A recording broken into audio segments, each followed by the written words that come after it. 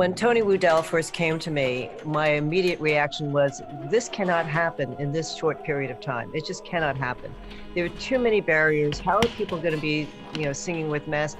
Is the state even going to allow us to have singers in our studio? How are we going to space them out? We can't be outside. It's too cold. It's easy to think of all the reasons why you cannot do this. I'm not afraid to throw any challenge at our team. The ability to turn to the people who make it happen and then say, make it happen. You have to have confidence that this would work. I don't think it's a stretch to say this would have been impossible without all of GBH's assets. We have forged a very close partnership between CRB Radio and H+H. We are used to working with them.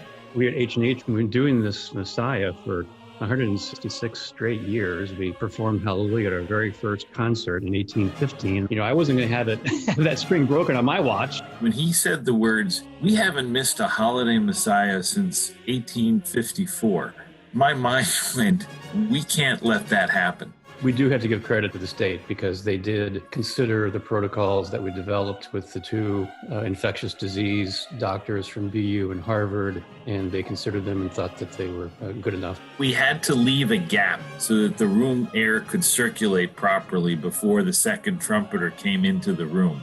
That's the kind of detail that had to be thought about. Fraser is a unique recording space. It is both large enough to have people safely distanced in this case, and yet the musicians are hearing a pure voice of their instrument. So much of the music we do, it's just not designed to be sung individually. So to be together with my colleagues again for a full day of rehearsals and recording, there was a normalcy that was really refreshing. They live, breathe, exist. They draw on the energy of their fellow musicians and the audience. Without that, it was really an artistic challenge for them. There are so many layers of difficulty. One, we had to change gears and go for earpieces that go into the singers. For the choir is where the most technical difficulty took place, because not only because of the layering, that's too much orchestra now for this side. But it's also the desire that the choir should be leading the orchestra and not the other way around. But because we had to record the orchestra before, Ian would conduct the choral pieces of the orchestra, and we would be filming him conducting. And then we would play as if he was conducting them. And it worked out well, and we actually learn to play with the timing of the playback of the video, sometimes even putting it ahead, so visually the chorus will be ahead of the orchestra. So like that it would sound more like they are leading the orchestra rather than the orchestra leading them.